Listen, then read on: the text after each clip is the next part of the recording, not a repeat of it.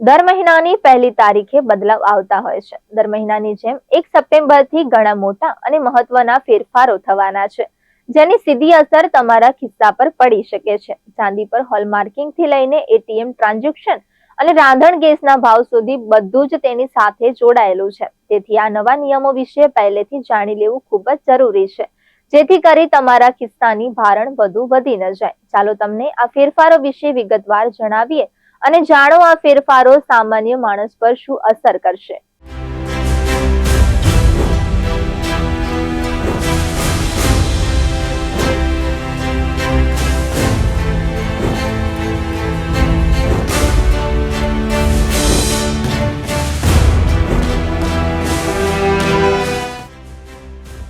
સામાન્ય રીતે મહિનો બદલાય ત્યારે મહિનાની પહેલી તારીખ આવે એટલે અનેક મોટા અને મહત્વના ફેરફારો થતા હોય છે. ત્યારે આ મહિને એટલે કે 1 સપ્ટેમ્બરથી પણ અનેક ફેરફારો થવા જઈ રહ્યા છે, જે તમારા માટે જાણવા ખૂબ જ જરૂરી છે.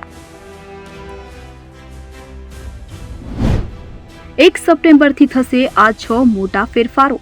એલપીજી સિલિન્ડરના ભાવમાં ફેરફાર, ચાંદી પર હોલમાર્કિંગના નવા નિયમો, એસબીઆઈ ક્રેડિટ કાર્ડના નિયમોમાં ફેરફાર, એટીએમ ટ્રાન્ઝેક્શન પર નવા ચાર્જ, જીએસટી રિફોર્મ્સને લઈને નિર્ણય,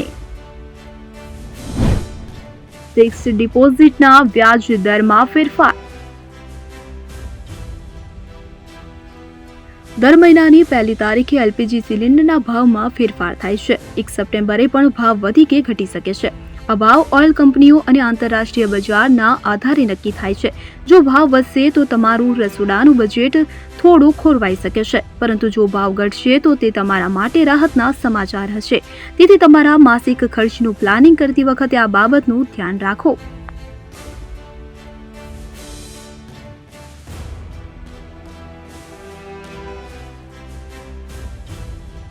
સરકાર ચાંદીની ખરીદી વેચાણને વધુ પારદર્શક બનાવવા માટે નવા નિયમો લાવી રહી છે.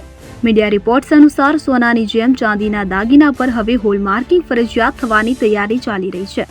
આનો અર્થ એ થયો કે ચાંદીની ગુણવત્તા અને દરોને લઈને કડક નિયમો લાગુ થશે. જો તમે ચાંદીમાં રોકાણ કરો છો કે દાગીના ખરીદવાનું વિચારી રહ્યા છો તો આ નવા નિયમોનું ધ્યાન રાખવું ખૂબ જ જરૂરી છે. આ ફેરફારથી ચાંદીનું બજાર વધુ વિશ્વસનીય બનશે, સાથે જ ચાંદીના ભાવ પર પણ અસર થઈ શકે છે.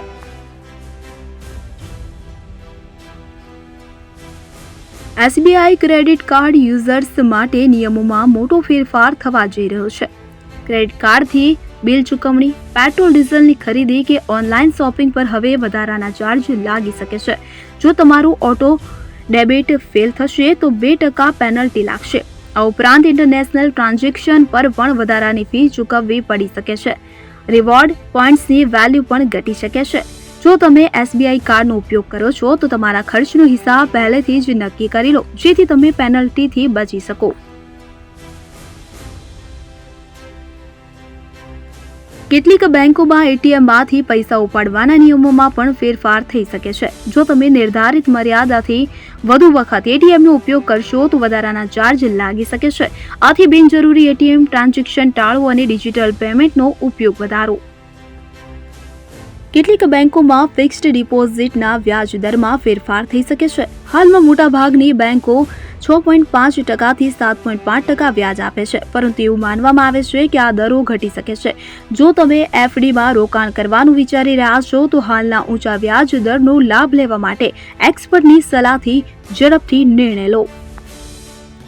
મીડિયા રિપોર્ટ્સનું માનીએ તો સરકાર ટૂંક સમયમાં જ જીએસટી ટેક્સ સિસ્ટમમાં મોટો ફેરફાર કરવા જઈ રહી છે. જાણકારોનું કહેવું છે કે હવે જીએસટીના 4 ટેક્સ સ્લેબની જગ્યાએ 2 ટેક્સ હશે અને જેનાથી સામાન્ય લોકોને ફાયદો થઈ શકે છે. શુક્રવારે 22 ઓગસ્ટે મોડી રાત્રે જાહેર કરવામાં આવ્યું છે કે જીએસટી કાઉન્સિલની 56મી બેઠક 3 અથવા 4 સપ્ટેમ્બર 2025 રોજ નવી દિલ્હી ખાતે યોજાશે. એટલે કે આ બેઠકમાં અનેક મહત્વના નિર્ણય લેવાઈ શકે છે. આ બેઠકમાં ટેક્સમાં ઘટાડાને લઈને પણ નિર્ણય લેવાઈ શકે છે.